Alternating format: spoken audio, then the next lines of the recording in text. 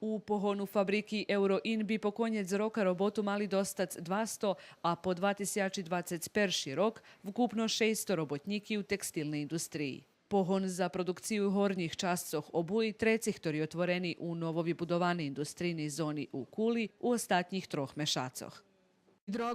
Milo mi že vidzim, že še pomali polnji industrijna zona u Kuli i že otvarame novi robotni mesta i dzvihame Kulu na nohi. To češka robota i mušim povez, že zo s predsedateljom Republiki Srbiji robime vjedno, u jednim timu i že še borime za každe robotne mesto.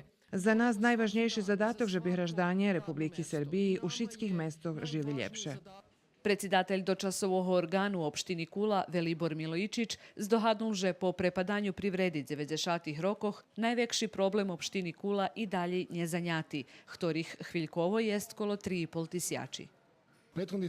Prešli 3 mešaci definitivno boli novi počatok za šitskih hraždanov našej opštini. Zdohadnjeva, že sme u augustu otvorili perši pohon u industrijnej zoni u Kuli, kompaniju Seve Plantu, ktorej robia kolo 150 ľudze. Pred 20 dňami sme mali čest, že našu opštinu naštivao predsjedatelj države Aleksandar Vučić i otvoril pohon kompaniji Fiorano u našej opštini, gde už teraz robia 150, a po konec roka, najpoznejšie po konec januara, budze mať 300 robotníkoh.